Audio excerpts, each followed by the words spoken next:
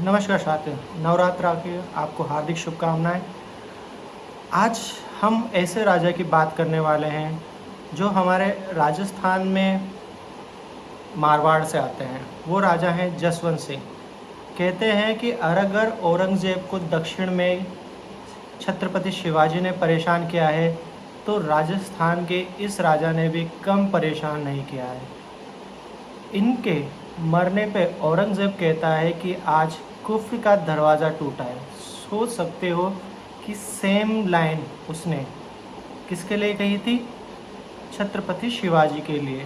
कुफ्र यानी होता है जो मंदिर हम जो मूर्ति पूजा करते हैं उनके लिए जो दरवाज़ा होता है मूर्ति पूजा के लिए, उनके लिए कहा गया ये शब्द होता है। तो ये बात है 1638 से, और उनका जन्म होता है 1638 में और मृत्यु हो जाती है 1678 में काबुल में, यानी कि अफ़गानिस्तान में अभी के।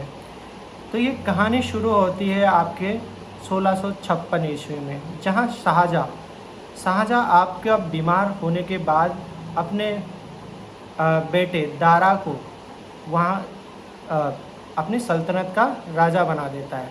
अब जब राजा बना देता है तो उसके और भी पुत्र होते हैं, जिसमें मुख्यतः हैं मुराद, शुजा और औरंगज़ेब।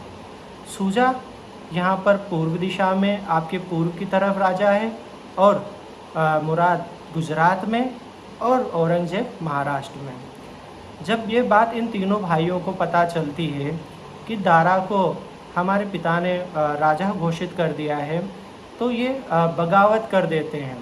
तो एक तरफ शुजा अपनी सेना लेकर युद्ध के लिए आता है, तो वहाँ पर शाहजहाँ अपने मनसबदारों से कहता है कि मैंने आप लोगों को यहाँ पर इसलिए बुलाया है कि मैं अभी भी शहंशाह हूँ और मेरे आप लोग मनसबदार हैं। मैंने दारा को चूँकि राजा घोषित कर दिया गया है, तो अब आपके लिए दारा ही राजा होना चाहिए और अब आप मेरी तरफ से युद्ध लड़ेगा। चूँकि राजस्थान के कई राजाओं ने तब तक दिल्ली सल्तनत के साथ संधि कर ली थी, तो इसलिए वो युद्ध करने के लिए तैयार हो जाते हैं। तो शुजा से युद्ध करने के लिए मिर्ज़ा राजा जयसिंह, जो जयपुर के हैं, वो जाते हैं और बहादुरपुर के अंदर वो युद्ध लड़ते हैं, और इस युद्ध में मिर्ज़ा राजा जयसिंह विजयी होते हैं। परंतु यहाँ पर दूसरी तरफ मुराद युद्ध के लिए तैयार है, और औरंगज़ेब उसे संदेश पहुँचाता है। चूँकि औरंगज़ेब पहले से ही बहुत बड़ा कूटनीति और चतुर व्यक्ति था, वो मुराद से कहता है कि मुराद, हम चारों भाइयों में तू ही सर्वश्रेष्ठ है, तू ही सबसे अच्छा है, तुझे ही राजा बनना चाहिए। तो कहता है कि अच्छा। तो इससे मुराद बड़ा प्रश्न होता है, और वो औरंगज़ेब को कहता है कि भाई मेरी सहायता के लिए तू आएगा ना? तो इस पे औरंगज़ेब कहता है क्यों नहीं, और दोनों एक जगह मिलते हैं जिसे कहते हैं मालवा, और वो उसके आगे प्रस्थान करना चाहते हैं। दूसरी तरफ शाहजहाँ चूँकि बीमार तो है, पर वो जानता है कि उसके दोनों बेटे दारा से लड़ने के लिए आ रहे हैं, तो वो कहता है कि सबसे शक्तिशाली राजा कौन है? तो सब कहते हैं जसवंत सिंह।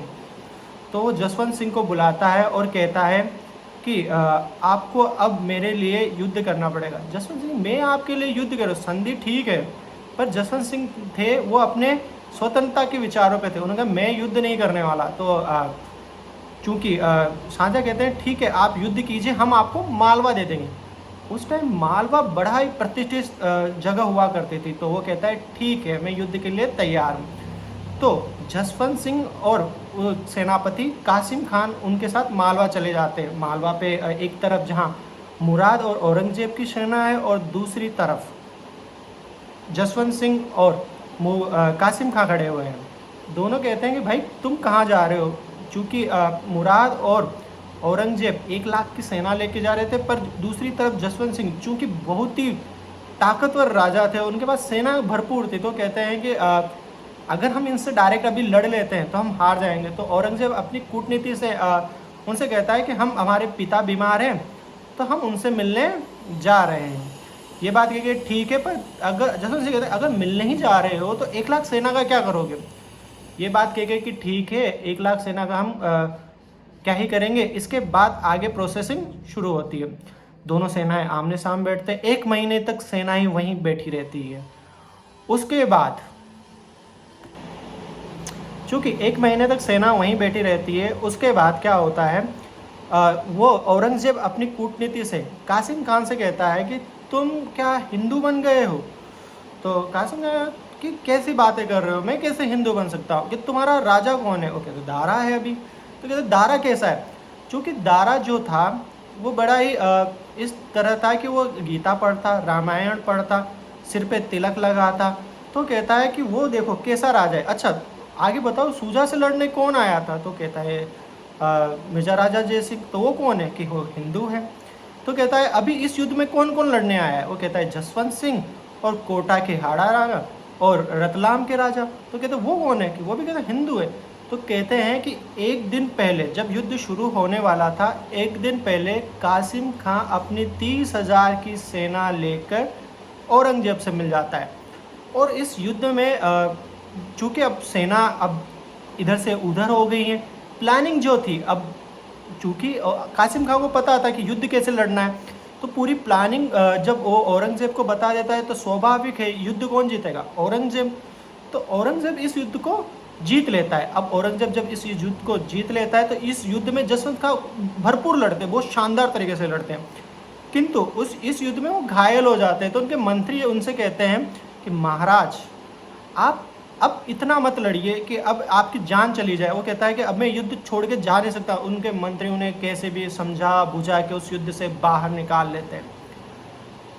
जसवंत सिंह युद्ध हार जाते हैं और अब वो जोधपुर आ रहे होते हैं। जब ये बात वहाँ की रानी जसवंत देव को पता चलती, चूँकि हमारे राजस्थान की महारानियों का तो क्या ही कहना, ऐसी वीरांगनाएं होती हैं कि अपने पति की हार बर्दाश्त नहीं होती और वो अपने पति का बारवा करवा देती है और कह देती हैं कि आपके राजा मर चुके हैं।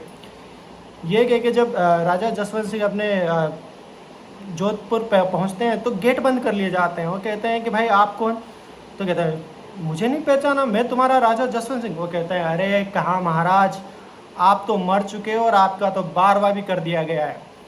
ये बात जब वो सुनते हैं तो वो भी बहुत चक्के रहे कि ये क्या बात है। पर कहते हैं ना हाड़ी रानी जसवंत देव है वो, आपको पता ही होगा हाड़ी रानी जिन्होंने अपना सिर काट के दे दिया था, ये उनकी बुआई है। तो स्वाभाविक है कि राष्ट्र प्रेम तो सर्वोच्च होगा इसे। इसके बाद आगे एक कहानी और रोचक होती है। अब समझाया जाता है, मंत्री कहते हैं कि महारानी महाराज तो मरने पे आतुर थे, हमें इन्हें बाहर निकाल के लेके आए।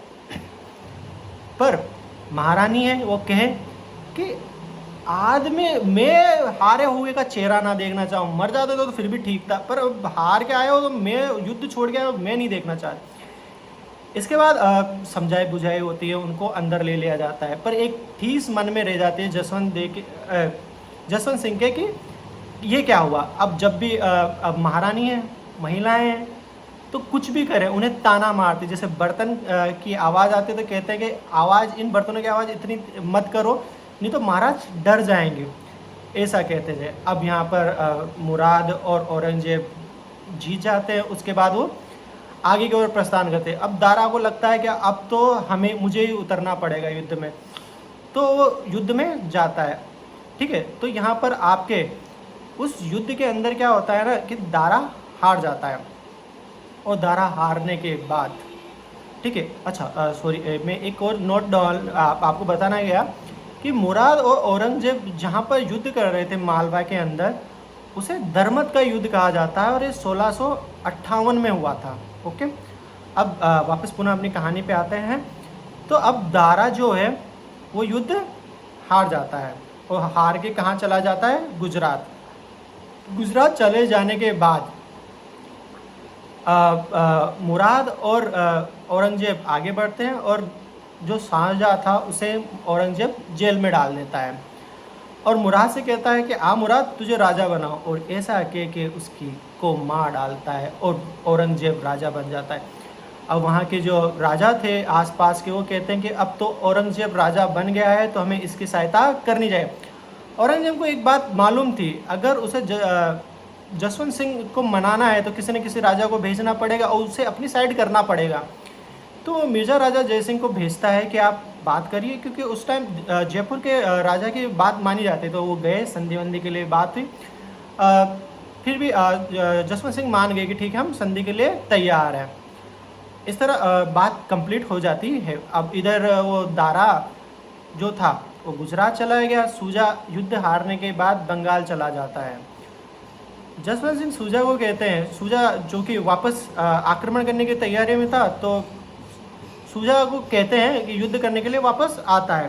तो खजुआ एक जगह है, वहाँ पर आता है, और युद्ध से पहले जसवंत सिंह सूजा को कहते हैं कि भाई अगर तू चाहता है इस युद्ध को जीतना तो मैं एक तेरे लिए काम कर सकता हूँ। सूजा कहता है क्या भाई? कि मैं ऐसा करूँगा, जब युद्ध शुरू होने वाला होगा तो औरंगजेब के सारे शस्त्र लेके मैं भाग जाऊँगा। मतलब भाग जाऊँगा मतलब होता है मैं उनको लेके चला जाऊँगा, उसके बाद इनके पास शस्त्र नहीं होंगे तो तू आराम से औरंगजेब को मार देना। ये बात जैसे ही हो गया बात। अब जिस दिन युद्ध था, जसवंत सिंह ने सेम ऐसा ही किया। उन्होंने क्या करा, युद्ध से पहले औरंगजेब के सारे हथियार लेके वो चले गए। अब यहाँ पर एक चीज़ और होती है, और एक चीज़ क्या होती है, वो दिल्ली के आगरा में है ना, अपने जो कि खजुआहो आगरा के पास था, तो आगरा में जो औरंगजेब था अपने मामा को छोड़ के जाता है। उनका नाम था शाइस्ता खान। अब शाइस्ता खान को जब ये पता चलता है कि जसवंत सिंह चूँकि आगरा के पास से है, तो वो इधर आ रहा है कि वो शायद मुझे मार के और शाहजहाँ को आज़ाद कर, तो अपने पास, सोच सकते हो, अपने पास जहर की गोलियां रख लेता है कि जैसे वो मुझे मारे उससे पहले मैं खुद को मार लूँगा। ये कह के वो अब जसवंत सिंह तो आगरा नहीं आता, पर उसके जो आसपास के मंत्रिमंडल थे, जो महारानियाँ थी, उसकी वो कहती है कि महाराज जब आ जाए तब खा लेना, अभी खाने की कोई नीड नहीं है। और जसवंत सिंह वहाँ से निकल के जोधपुर चला जाता है। पर जो सूजा था वो इतना आलसी आदमी भाई, वो युद्ध में 4 घंटे बाद पहुंचता है, और जब तक 4 घंटे बाद पहुंचता है तब तक औरंगजेब अपनी सेना वापस इकट्ठा करके हथियारों और इस युद्ध में औरंगजेब वापस विजयी होता है। ठीक है। अब यहाँ पर सूजा उसके बाद यहाँ से भाग के मणिपुर चला जाता है। कहते हैं कि उसके बाद वो वापस कभी आया ही नहीं, और मणिपुर साइड ही उसने अपना पूरा जीवन बिताया। कहते हैं कि वहाँ पर जितने थोड़े बहुत जो मुस्लिम्स होते हैं वो मुगल सूजा के ही वंशज हैं। अब जो कि दारा वहाँ था, तो अब जसवंत सिंह को ये जब औरंगजेब को पता चला, वो जसवंत सिंह से कहता है कि अच्छा है कि आपको मैं गुजरा देता हूँ। और बातचीत वापस होती है, संधि वंधि की बात करती है, क्योंकि धोखा दिया। तो औरंगजेब कहता है ठीक है, ऐसा हो गया, जो माफ़ करते हैं, पर आपको मैं गुजरात देता हूँ। तो जब गुजरात दिया तो गुजरात कौन बैठा हुआ था? दारा वहाँ से चला जाता है सिंध। अब दारा जब सिंध चला जाता है, गुजरात और जोधपुर पे अब नियंत्रण किसका है? जसवंत सिंह का। जसवंत सिंह फिर दारा को मैसेज करता है कि दारा, क्या तू वापस राजा बनना चाहता है? वो कहता है क्यों नहीं। तो कहता है कि अगर तुझे राजा बनना है तो इस बार तू अपने साथ राजस्थान के कुछ राजाओं और अदर कोई भी अगर तू जानता है जिन राजाओं को अपने पास लेके आना।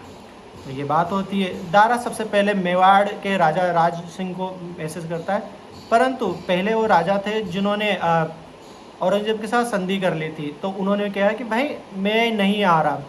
दारा अकेला आता है ना। और इस बार जो औरंगजेब था कि अब तो जसवंत सिंह को आना ही पड़ेगा। वो कहता है, जसवंत सिंह को मैसेज करता है कि भाई युद्ध के लिए आ जा। अब कैसे जाए? दारा को बुलाया किसने? जसवंत सिंह ने। वो औरंगजेब के लिए युद्ध करना बिल्कुल भी नहीं चाहते कि इस व्यक्ति के खिलाफ मैंने युद्ध किया, अगर कासिम खां उस दिन बदलता नहीं, पार्टी नहीं बदल लेता, तो इस आदमी को तो मैं उसी दिन मार डालता। पर वो उसके लिए युद्ध करना ही नहीं चाहते। अब इसके बाद आगे प्रोसेसिंग होती है। दोराई का युद्ध होता है दारा और औरंगजेब के।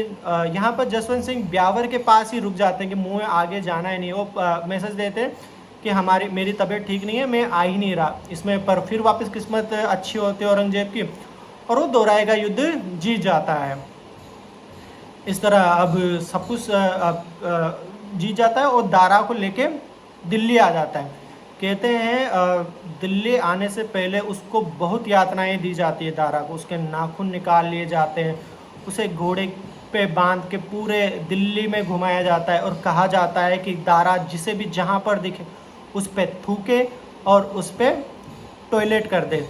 तो इस तरह उसकी बहुत बुरी तरह उसकी आंखें फोड़ दी जाती है, बहुत बुरी तरह मारता है। उसके बाद वो कहता है कि अब चूंकि दारा किसका प्रिय बेटा था, शाहजहाँ का, तो शाहजहाँ को तो उसने आगरा में किले में कैद करवा रखा था। तो वो कहता है उसकी गर्दन काट देता है दारा की, उसकी गर्दन काट के उसे पार्सल करता है और भेज देता है अपने पिता के पास। तो जब कहते हैं कि उसके पिता को निर्देश देता है कि जब मेरे पिता खाना खाने वाले हो ना, तभी उन्हें ये दिखाया जाए। तो चूँकि उन्होंने एक लेटर लिखा, लेटर में चूँकि मैंने पहले कहा है कि औरंगजेब इतना क्रूर होने के साथ साथ बहुत ही इतना मतलब खेलने वाला था भावनाओं के साथ जिसकी हद नहीं हो। वो एक पत्र लिखता है, पत्र में जब वो बातें पढ़ता है, पत्र में लिखता है कि पिताश्री, मैं आपसे माफ़ी मांगना चाहता हूँ, मैंने आपके साथ ऐसा किया, अब मुझे माफ़ कर देना, मैं आपके लिए एक तोहफ़ा भेज रहा हूँ। ये सुनकर शाहजहाँ बड़ा खुश होता है कि वाकई में अब मेरा बेटा मेरे से इतना प्यार करने लग गया है, शायद मुझे छोड़ दे और वापस अपने प्रिय बेटे दारा को वो राजा बना दे। ये कह के और जैसे वो खाना खाने के लिए उनकी प्लेट वगैरह आगे रखी जाती है, थाली आगे रखी जाती है, उसी टाइम वो कहता है कि इसे आपके खाना खाते वक्त ही खोलना होगा। और जैसे ही वो उसको खोलते हैं, भाई साहब, कहा जाता है कि 3 दिन तक शाहजहाँ उल्टियाँ करता रहा, खाना नहीं खा पाया, क्योंकि उसने अपने प्रिय बेटे का चेहरा जो ऐसा हुलिया देखा। उसके बाद दारा का देखने के बाद वो अपने दारा पूरे पुत्र को देखने के बाद बिल्कुल विफर जाते हैं और ज़्यादा बीमार हो जाते हैं। उसके बाद जसवंत सिंह को वो और आहिस्ता खान को शाइस्ता खान और जसवंत सिंह को साउथ में यानी कि छत्रपति शिवाजी महाराज के पास भेजा जाता है, क्योंकि उधर शिवाजी महाराज जो थे औरंगजेब को नुकसान पे नुकसान पहुंचाए जाए। क्योंकि शाइस्ता खान अच्छा सेनापति भी था, हाँ मानता हूँ जसवंत सिंह से डरता था, पर वो एक अच्छा सेनापति था। तो वो पुणे के किले को जीत लेता है। अब जब वो पुणे के किले को जीत लेता है तो छत्रपति शिवाजी जसवंत सिंह मैसेज भेजते हैं छत्रपति शिवाजी को कि आप अगर पूना किला जीतना चाहते हैं तो मैं इसमें आपकी सहायता कर सकता हूँ। वो कहता है कैसे, कि मेरे पास मुग़ल सल्तनत में जो सैनिक होते हैं उनकी यूनिफॉर्म है, तो मैं वो आपको दे दूँगा, आप आना और जीत जाना। तो कहता है ठीक है। तो वो 400 सैनिकों को जो छत्रपति शिवाजी महाराज के थे उन्हें पहना देता है। और उसके बाद रात को क्या होता है, जैसे गेट के पास आते हैं तो कहते हैं उस टाइम मुग़ल सेना जैसे अंग्रेज़ नहीं घुमा करते थे, वैसे ही जो थे मुग़ल सैनिक घुमा करते थे। एक टुकड़ी बना के वो आगे कि हम रास्ता भटक गए, हम रात यहीं रुकना चाहते हैं। कहते हैं कि शिवाजी जो थे उसकी सीने पे पैर रखते हैं, आहिस्ता उसका अंगूठा काट दे, उसे वहाँ से भगा देते हैं, पूना किला जीत लेते हैं। और कहते हैं कि भाई आज के बाद यहाँ दिख मत जाना इधर के पास। अब ये बात जब औरंगजेब को बताता है कि भाई आप तो यहाँ दिल्ली में बैठे हुए हो और उधर वो क्या कर रहा है, आपका जसवंत सिंह छत्रपति शिवाजी से मिल चुका है। तो कहता है कि जो औरंगजेब होता है अपने मामा को बहुत सुनाता है और उसे बंगाल भेज देता है। तो जो शाइस्ता खान है वो बंगाल में रहता है, उसकी मृत्यु वहीं होती है। अब वो अपने बेटे मुअज्जम, जो जिसे हम बहादुर शाह प्रथम के नाम से जानते हैं, उन्हें उसे उधर भेजता है। क्योंकि साउथ में कौन है, जसवंत सिंह। जब साउथ में जसवंत सिंह के मुअज्जम उधर आता है तो मुअज्जम को कहते हैं मुअज्जम तू क्या नहीं चाहता कि सल्तनत में राजा एक ही हो, तू ही बन।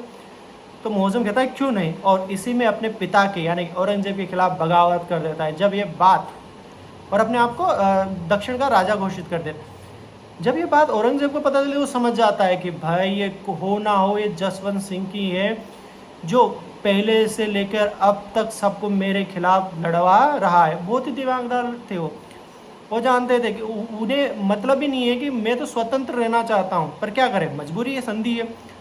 तो अब इसके बाद वो जो जसवंत सिंह है उसे दक्षिण से बुला के गुजरात भेज देते हैं। पर फिर गुजरात जोधपुर के पास है तो कहते हैं कि फिर ये टांग अड़ाएगा, तो वो उसे काबुल भेज देते हैं, यानी कि अफ़गानिस्तान भेजते हैं वहाँ पर। अब वो कहते हैं अब बेटा तुम बताओ कैसे क्या कर लोगे, अब मैं यहाँ पर जो भी है अलग अलग कानून तोड़ूंगा, तुम कुछ नहीं कर सकते। तो औरंगज़ेब एक आदेश जारी करता है कि जोधपुर के सारे मंदिर तोड़ दिए जाएं। अब ये संदेश किसको मिलता है?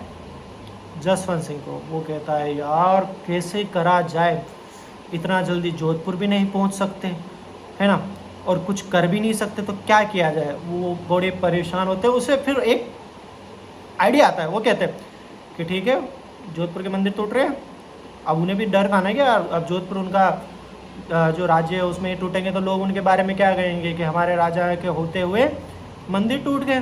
तो उन्हें थोड़ा सा बुरा तो लग ही रहा था। तो उन्होंने आदेश जारी किया कि काबुल यानी कि अफगानिस्तान के आसपास से लेके ईरान तक की सारी मस्जिदें तोड़ दी जाए। और भाई साहब जैसे ही ये पता औरंगजेब को चलता है कि भाई आदेश जारी कर दिया है ऐसा, तो वो अपना आदेश वापस लेता है और एक संदेश वापस लेता है कि भाई रोको उसे, अगर गलती से उसने किसी भी मंदिर को छू लिया, तोड़ दिया, क्योंकि और जो कट्टर था, कट्टर मुस्लिम था, वो अपने धर्म के प्रति बहुत ही ज़्यादा कट्टर था। तो उसके जो चाहने वाले थे वो भी कट्टर थे। तो कहते हैं अगर गलती से इसने सारी मस्जिदों को तोड़ दिए तो वो मेरे यहाँ के सल्तनत को हिला देंगे। तो जब वो कहता है कि भाई माफ़ी चाहता हूँ, मैं नहीं तोड़ रहा, मैं किसी मंदिर को हाथ नहीं, वो बेकायदा ऐसा, तो कहता है कि ठीक है भाई, और ऐसा कह के वो अपने आदेश को वापस लेता है।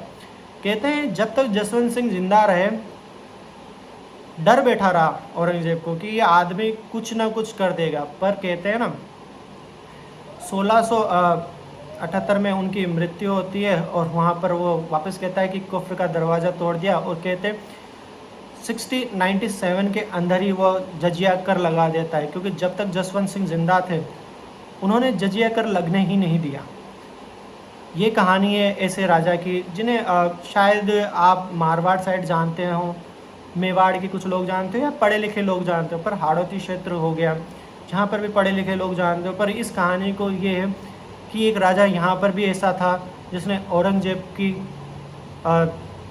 दम करके रखा था उस सल्तनत को हिलाने के लिए। ठीक है, तो ये इन राजाओं का अगर आप और भी जानना चाहते हैं कि किन राजाओं के बारे में आपको जानना चाहते हैं, हाँ, इसी कहानी से एक दुर्गादास राठौड़ की कहानी जुड़ी हुई है जिसे मैं अगले अध्याय में आपको सुनाऊंगा। वो भी बड़ी ही रोचक है कि कैसे एक आदमी एक राजा के दिए वचन की पूर्ति के लिए इतना लंबा संघर्ष करता है एक राजा बनाने के लिए। तो उस कहानी को हम आगे लेके चलेंगे, पर ये कहानी मैं यहीं ख़त्म करता हूँ और आशा करता हूँ आपको ये कहानी और अच्छी लगेगी। और प्रार्थना है इसे शेयर, लाइक, कमेंट करें और मुझे बताएं कि आपको किस कहानी में, हाँ, छोटी बहुत गलतियाँ हो जाती हैं, उसके लिए मैं क्षमा चाहता हूँ। इसी के साथ धन्यवाद और नवरात्र की बहुत बहुत शुभकामनाएँ।